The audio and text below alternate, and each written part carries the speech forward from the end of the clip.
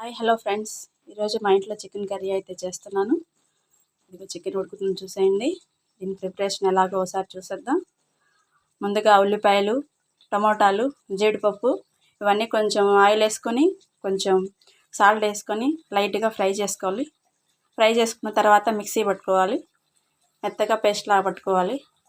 అల్లం వెల్లుల్లి పేస్ట్ కూడా అందులోనే వేసుకుని పట్టేసుకోవాలి. ఇలా మిక్సీ పట్టుకున్న తర్వాత ఆయిల్ కొంచెం కుక్కర్లో వేసుకొని ఆ పేస్ట్ అంతా వేసి అందులో వేసి ఫ్రై చేసిన తర్వాత కొంచెం ఆయిల్ పైకి వచ్చినాక మన దగ్గర ఉన్న చికెన్ అయితే అందులో వేసేసుకోవాలి. అందులో వేసుకున్నాక ఉప్పు, పసుపు, కారం అది కూడా వేసేసుకొని చికెన్లో ఉన్న వాటర్ అంతా ఎగిరేదాకా ఇలా పొయ్యి మీద పెట్టుకొని ఫ్రై చేసుకోవాలి. గ్రేవీ అంతా బాగా అయిపోయేదాకా. ఇది ఇలా ఉండగానే ఇందులో పచ్చిమిరకాయలు అయితే వేసేసుకుందాం.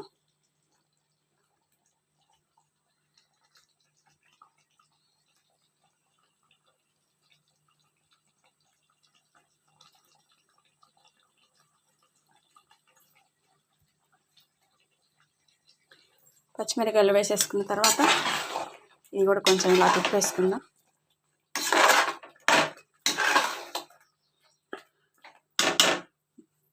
మంటను మీడియం ఫ్లేమ్లో పెట్టి ఇందులో ఉన్న వాటర్ అంతా కొంచెం ఇంకిపోయేదాకా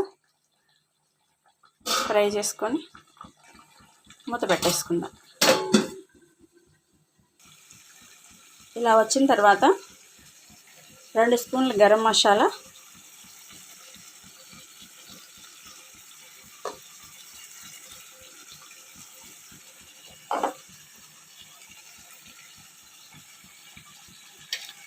తరిగి పెట్టుకున్న కొత్తిమీర, పుదీనాకు,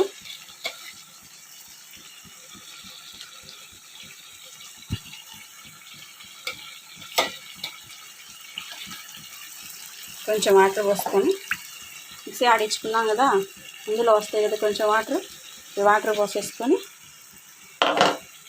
బాగా తిప్పుకొని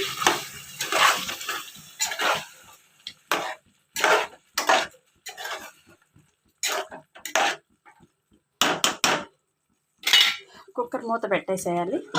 4 విజిల్స్ వచ్చిన తర్వాత